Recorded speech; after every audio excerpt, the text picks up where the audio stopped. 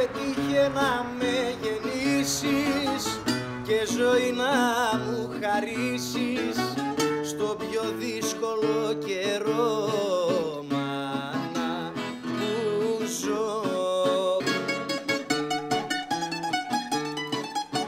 Quale ribellione mi accese subito nel cuore questa musica. Rebetiko si chiama, rebet, dal turco ribelle. Οι ρεμπέτες ήταν άνθρωποι που ζούσαν στο κοινωνικό περιθώριο, ήταν άνθρωποι που ήταν κυνηγημένοι. Ήταν πάνω φτωχοί και πεθάναν φτωχοί και κάνανε πολιτισμό. Και τα τραγούδια τους αντέξαν 80 χρόνια και 100 χρόνια.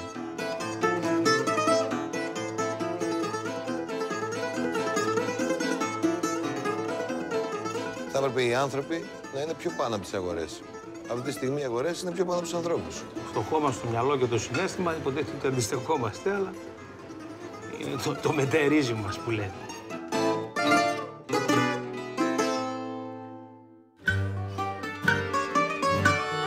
Φύνε του, πιάσε με χωρίς